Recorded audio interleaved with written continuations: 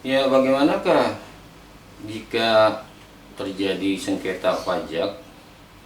Sengketa pajak ini bisa terjadi apabila adanya perbedaan persepsi, kepentingan, dan penafsiran terkait dengan surat ketetapan pajak. Apabila adanya perbedaan antara apa yang menjadi dasar perhitungan dan jumlah perhitungan menurut wajib pajak dan petugas fiskus atau penanggung pajak, maka bisa memunculkan sengketa. Bisa pula karena terjadi perbedaan penafsiran tentang keberlakuan suatu undang-undang pajak. Apabila terjadi sengketa pajak, maka mekanisme pertama adalah penyelesaian melalui upaya administrasi atau pengajuan keberatan oleh wajib pajak ke Dirjen Pajak atau KPP setempat, di mana pihak wajib pajak dapat meminta koreksi, meminta klarifikasi, meminta untuk dihitung kembali jumlah pajak yang merupakan menjadi dasar penetapan pajak dan pembayaran pajak. Proses koreksi, klarifikasi, dan sebagainya akan dilakukan pada upaya ini, upaya administrasi. Nah, dalam konteks ini, pihak wajib pajak perlu untuk menyampaikan alasan-alasan keberatan terhadap pajak yang dikenakan kepada dirinya. Alasan-alasan yang tentu saja rasional didukung dengan bukti-bukti.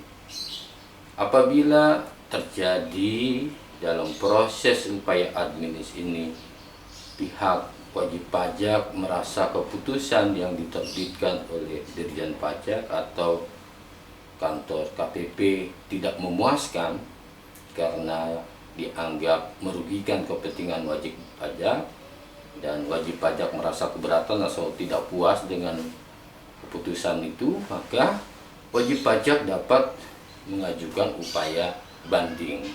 Upaya banding ke pengadilan pajak. Pengadilan pajak ini adalah pengadilan khusus yang menangani atau menyelesaikan sengketa pajak. Di dalam pengadilan pajak ini dapat dikatakan juga sebagai pengadilan banding. Upaya keberatan tadi atau upaya administrasi itu merupakan upaya tingkat pertama, atau boleh dikatakan pengadilan tingkat pertama dalam sengketa pajak. Karena di dalam proses ini setelah proses ini ditempuh, barulah bisa wajib pajak mengajukan keberatannya ke pengadilan pajak tanpa didahului oleh proses upaya penyelesaian sengketa administrasi tadi atau upaya keberatan tadi. Maka apa yang menjadi permohonan pemohon dapat dikatakan prematur.